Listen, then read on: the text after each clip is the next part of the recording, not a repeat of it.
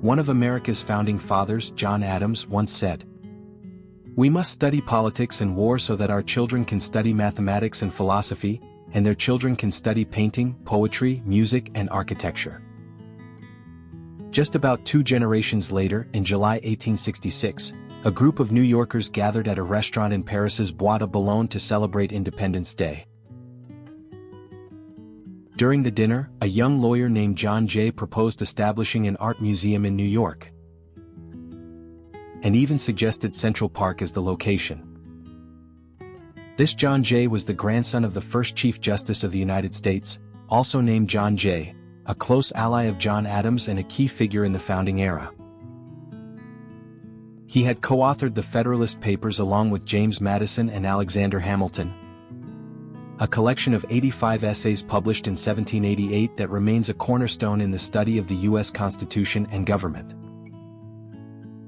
The younger John Jay was joined by a group of Americans who admired the advanced culture, medicine, and art of Europe. In his book The Greater Journey, Americans in Paris, historian David McCullough described the experiences of these Americans studying in France during the 19th century. Starting in the 1830s, waves of knowledge-hungry students traveled to Paris. At the time, Paris had a population of 800,000, while Washington, D.C. had just 25,000, and its architectural pride was the Capitol building, completed in 1829. Many of these students were completely overwhelmed when they saw the Rouen Cathedral, strolled through a city with real public parks, or walked into the Louvre for the first time. They often said things like, "There is nothing back home that can show the world beauty like these great works of art."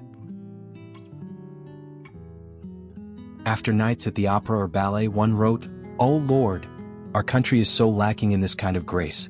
In so many ways we are still children. And in the realm of dance we haven't even been born yet."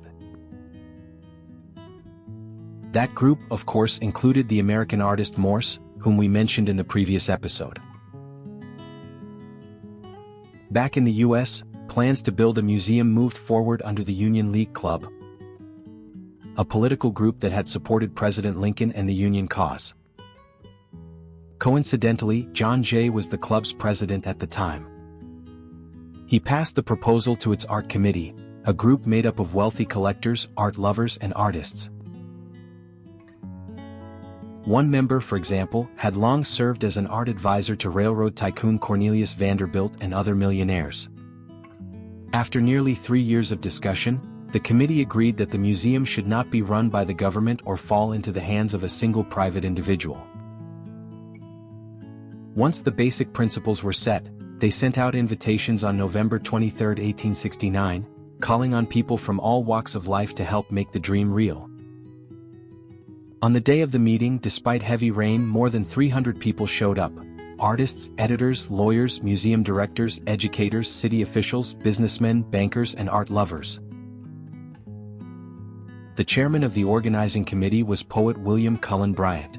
He spoke about the need for a place in New York where artists could exhibit their work, and how America's growing economy could support such a project.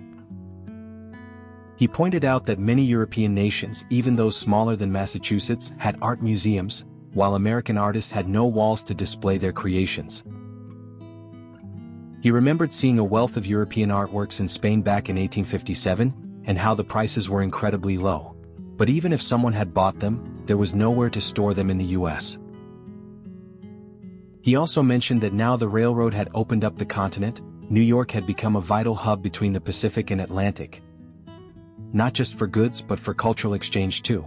And the city needed more institutions to support that. Another speaker was George Comfort, a professor from Princeton.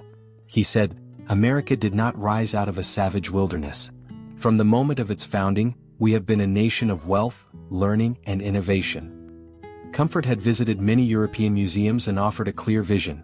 A great museum worthy of New York and America should represent art from all nations and all eras, covering both the fine arts and the practical ones.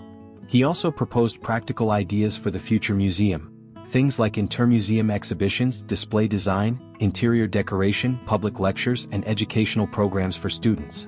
In short, he believed the museum's role should be to educate the public, not just in art appreciation but in civic and moral values. The organizing meeting also laid out plans to fast-track the museum's creation.